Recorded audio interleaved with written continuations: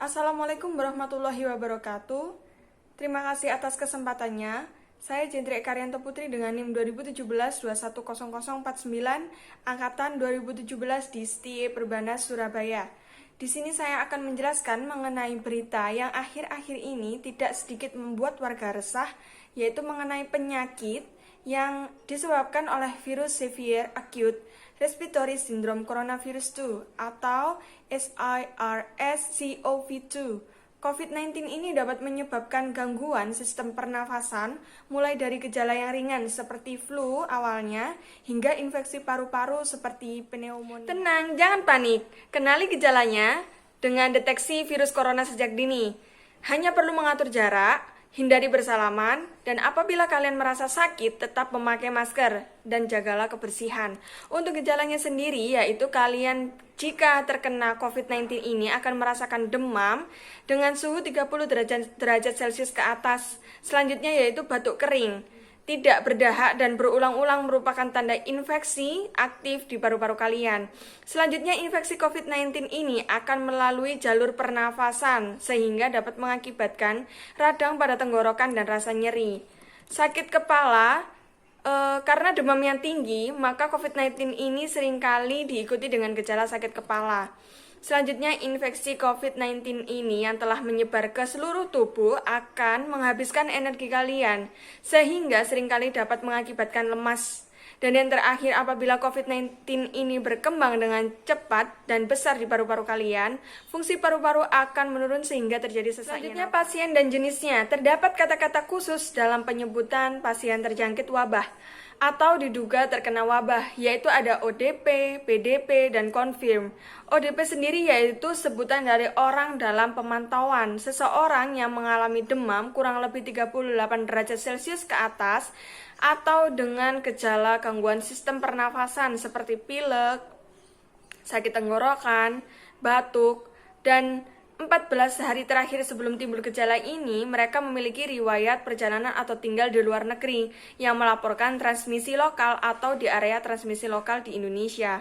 Selanjutnya yaitu ada PDP, singkatan dari pasien dalam pengawasan, seseorang dengan demam lebih dari 38 derajat Celcius disertai salah satu gejala, tanda penyakit pernafasan seperti batuk, sesak nafas, sakit tenggorokan, pilek, pneumonia ringan, hingga berat badan. Dan 14 hari terakhir sebelum timbul gejala memiliki riwayat. Yang pertama, ada perjalanan atau tinggal di luar negeri yang melaporkan transmisi lokal. Yang kedua, kontak dengan kasus konfirmasi atau probable COVID-19. Kasus probable adalah pasien dalam pengawasan yang diperiksa untuk COVID-19 tetap inkonklusif atau tidak dapat disimpulkan. Ada kasus konfirmasi, yaitu seorang yang terinfeksi COVID-19 dengan hasil pemeriksaan laboratorium positif. Baik, di sebelah saya sini ada peta persebaran COVID-19 Jawa Timur. Data dapat berubah sewaktu-waktu. Dashboard COVID-19 Jawa Timur ini bersumber dari info-covid19.jatimprov.go.id. Di sini update nasional pada tahun 2020, bulan 8, dan tanggal 27. Untuk update Jawa Timurnya, tahun 2020, bulan 8, tanggal 15, jam 13.54. Baik, di sini untuk konfirmasi Jawa Timur ada 27.415 dan untuk nasional ada 162.884.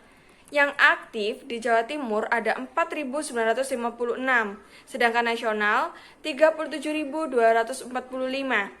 Sembuh di Jawa Timur ada 20.471 dan nasional ada 118.575. Yang meninggal di Jawa Timur ada 1.988 dan nasional ada 7.064.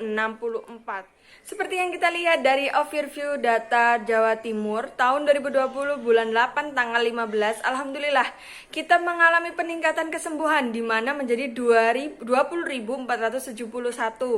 Untuk yang meninggal hanya ada 1.988 dan yang aktif ada 4.956.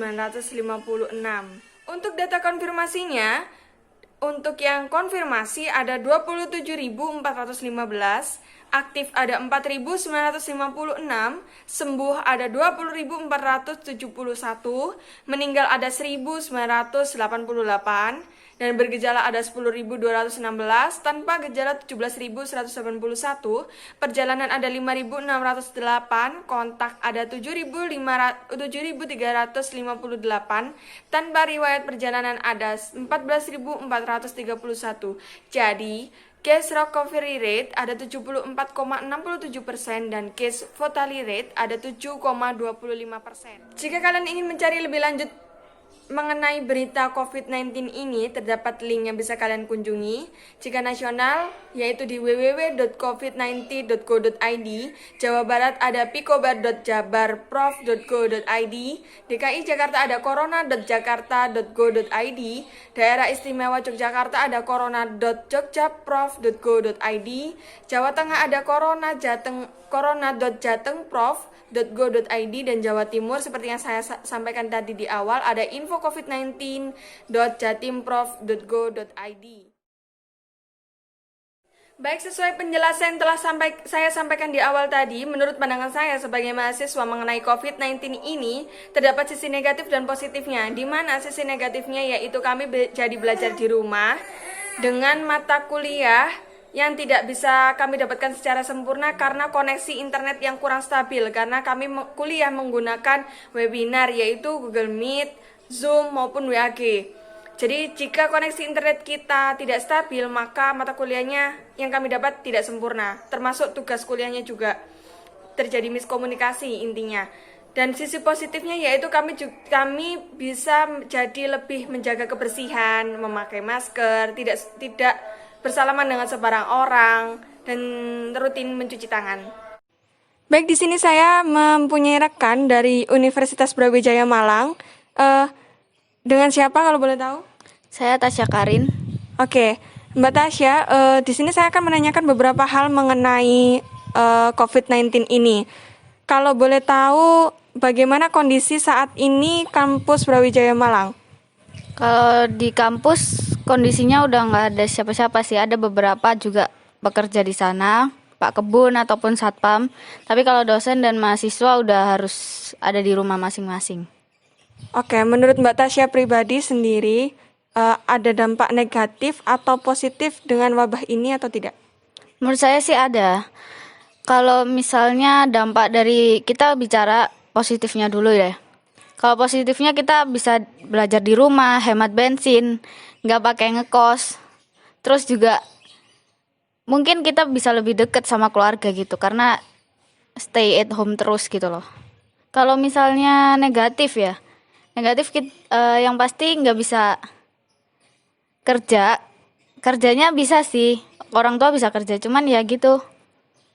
Terus nanti ada potongan gaji, jadi buat bayar UKT-nya agak lebih sulit lah.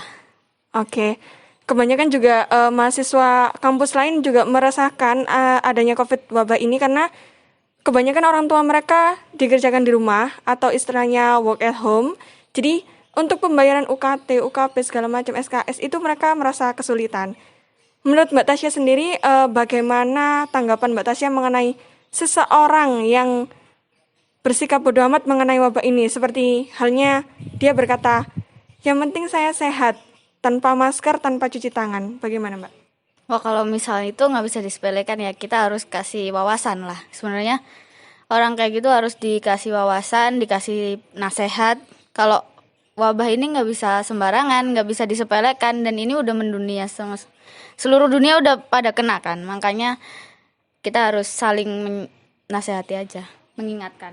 Oke, informasi yang saya dapatkan sudah cukup. Menurut saya, pesan untuk Mbak Tasya sendiri sebagai mahasiswa, untuk mahasiswa lain atau masyarakat lain di luar sana apa Mbak? Kalau buat mahasiswa lain tetap di rumah aja, meskipun nggak bisa nongkrong, nggak bisa kemana-mana, udah di rumah aja. Yang penting belajar, biar IPK-nya tetap naik. Karena menurut saya kalau belajar di rumah atau kuliah online itu IPK agak turun. Jadi kita pemahamannya kurang ngerti gitu. Tetap belajar aja nggak apa-apa. Dan jangan kemana-mana sampai pandemi dan wabah ini selesai. Oke Mbak, baik. Terima kasih atas kesempatannya untuk saya wawancara hari ini. Ya. Terima kasih. Ya.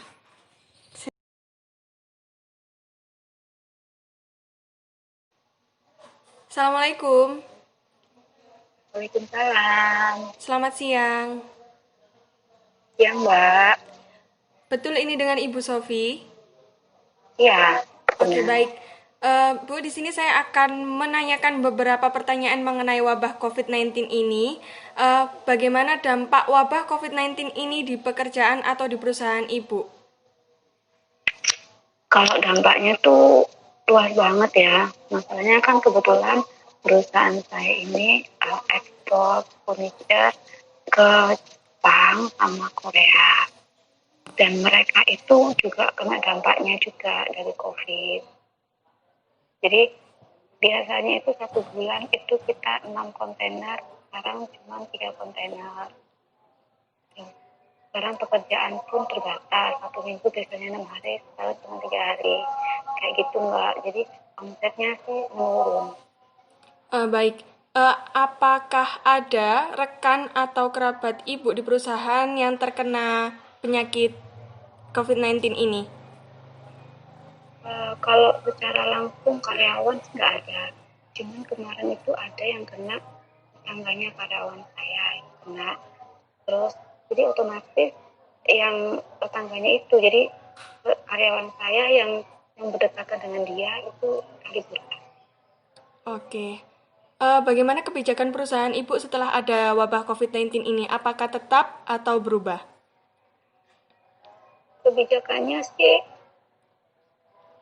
kayak gini, jadi kalau misalkan ada tetangga atau saudara yang kena apa itu namanya, kena COVID gitu ya, ya mereka secara itu langsung kita rumahkan, nggak boleh kerja.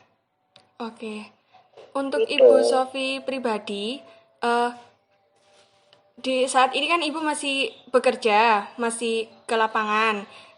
Apakah Ibu tidak ada merasa ketakutan atau merasa was-was dengan keluarga di rumah apabila rekan mungkin atau karyawan yang lain terkena COVID ini? kalau saya sendiri sih, kalau misalnya kan masih tetap ngikutin peraturannya ya, jadi harus distancing, harus pakai masker, cuci tangan. Jadi kalau ke lapangan tuh saya udah jarang-jarang. Kalau terima tamu juga udah nggak terima tamu, jadi lewat telepon, ke email gitu. Apakah perusahaan sudah menetapkan protokol kesehatan? Iya, di sini kawasan wajib masker, disediakan kayak tempat cuci tangan, hand sanitizer, gitu. Oke, baik. Apabila ada rekan atau kerabat Ibu sendiri yang melanggar, tidak memakai masker, atau dia menyepelekan seperti berkata, yang penting saya sehat. Bagaimana pendapat Ibu? Kalau di sini, kalau di sini diwajibkan harus pakai masker. Jadi kalau dia nggak pakai masker ya dia harus pulang. Oke, Gitu. baik. Eh, itu saja mungkin informasi yang saya dapat sudah cukup, Bu ya. Saya terima kasih banyak. Ya Mbak. Selamat siang. Iya Assalamualaikum. Mbak. Baik, selamat siang dengan Ibu siapa kalau boleh tahu? Ibu Reni. Oke, di sini saya akan menanyakan beberapa hal mengenai wabah COVID-19 ini. Untuk Ibu Reni sendiri, ini kan sebagai ibu rumah tangga, sekaligus suaminya juga terkena lockdown dulu di awal, dan juga mengurus 2 anak sekaligus sekolah daring di rumah. Bagaimana kalau boleh tahu? Ya pasti merepotkan. Pertama, situasi ini kan berdampaknya itu banyak.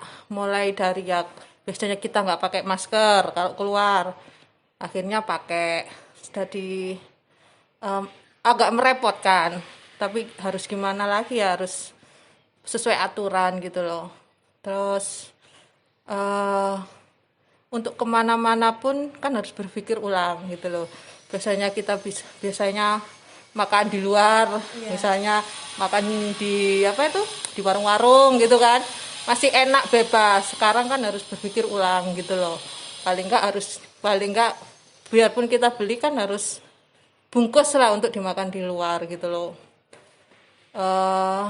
Terus untuk apa itu pekerjaan gitu ya, pekerjaan suami gitu, sempat juga berapa dua bulan ya, 1 bulan yang lalu ya, hampir ya 1,5 bulan lah kena juga.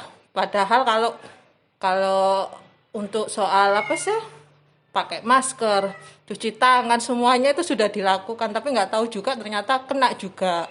Mungkin berpikirnya kalau kena kan pasti paling tidak sesuai dengan itu. Padahal sudah gitu, tapi nggak tahu kenanya di mana, apa di kantor, apa di luar, kita kan nggak tahu gitu. Rasanya ya apa ya? Pertama down, suami kena down lah, otomatis berpengaruh di keluarga. Sempat dikarantina juga gitu loh. Terus suami akhirnya ke rumah sakit mana itu, Surabaya itu yang khusus OTG. Ya, alhamdulillahnya sih nggak sampai separah, katanya kan sampai sesak nafas apa enggak. Suami saya kan tergolong mungkin yang itu tadi OTG. Jadi mungkin pernah sakit ya seperti biasa mungkin ya, tapi sembuh. Ternyata di tes swab positif. Dan untungnya cuma hanya 14 hari selang itu negatif gitu loh, nggak sampai orang kan aduh sesak nafas lah apa gitu. Otomatis ya itu berpengaruh semua gitu loh.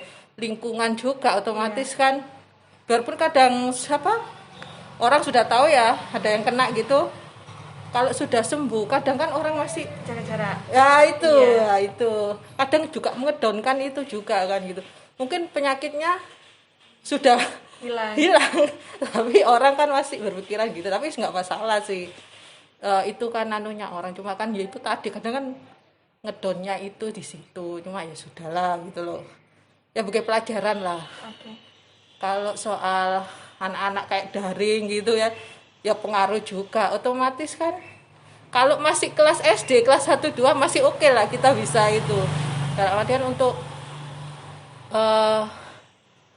apa ya, kayak pelajar mengajarkan kan masih bisa lah. Dan ini untuk SMP kelas 6 SMP, waduh, semua pelajaran paling enggak kita tuh harus tahu gitu loh. Kalau di sekolah misalnya SMP, kalau guru kan permata pelajaran toh ya, kalau kita kan paling enggak harus tahu semuanya. Gitu loh semuanya, minimal, apalagi yang perhitungan, matematika, IPA yang khusus fisikanya ini kan yang kalau untuk hafalan kan masih bisa lah, di buku ada, kadang kita di Google lah mbak Google nah, gitu kan bisa. Cuma ya itu tadi susahnya, itu tadi kita juga harus jadi guru lah gitu loh. Terus pokoknya gimana ya, COVID ini memang pengaruhnya banyak. Terus enggak karuan, apalagi yang kemarin itu kan suami, waduh itu down bener itu. Mungkin penyakitnya karena suami saya itu tadi loh enggak terlalu yang enggak parah. Tapi imbasnya itu yang enggak karuan gitu itu loh, enggak bisa keluar apa-apa gitu. Sama tetangga juga enggak enak, jujur aja.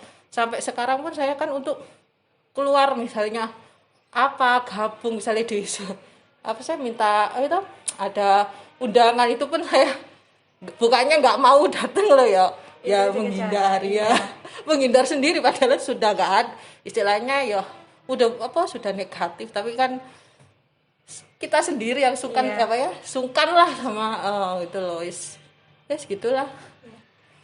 Ibu Reni kan sebagai ibu rumah tangga ya, kesehariannya masak, beli perbelanjaan dengan harga yang sekarang, dengan ekonomi yang sekarang, menurut Ibu Reni seperti apa? Sebenarnya sama, cuma kan naik turun. Kayak misalnya kemarin ayam sempat naik, sekarang biasa. Telur pun gitu, kadang naik.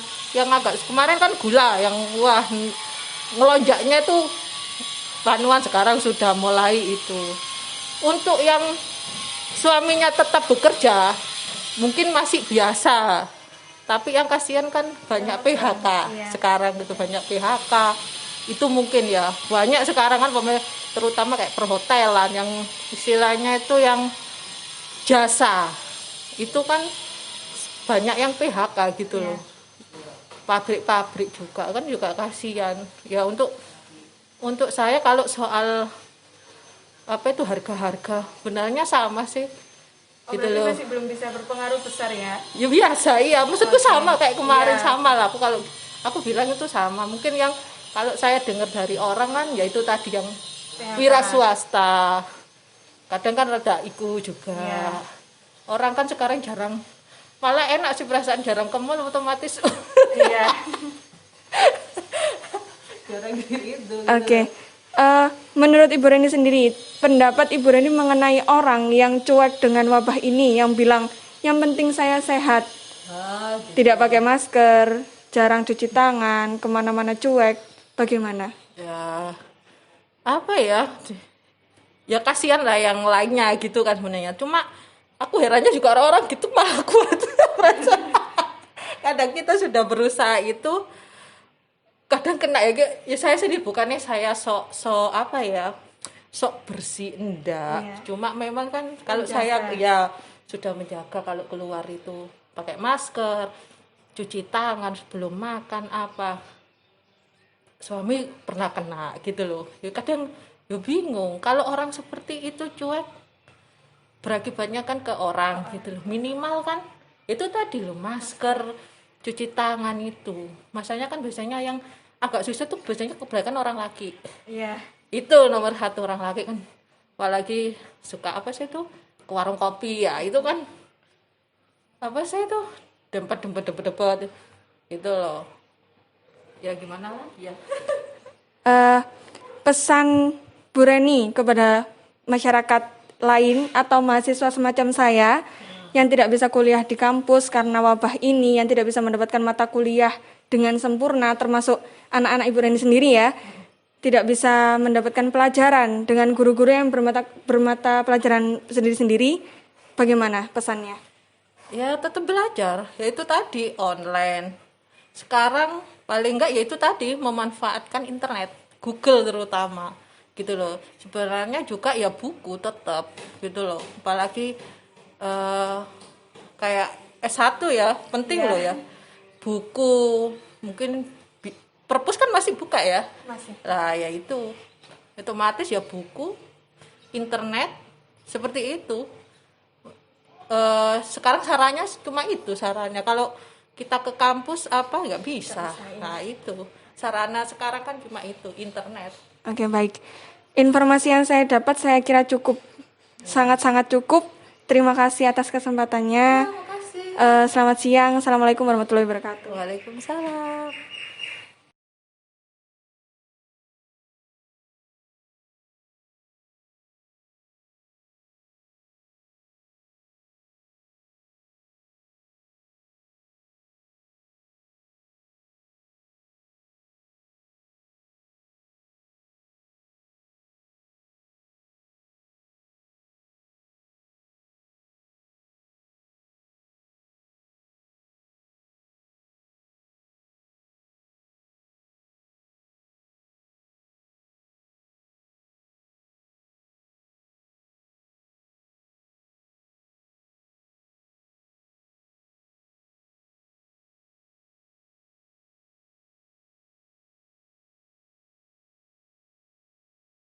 COVID-19, virus mematikan yang menyerang dunia.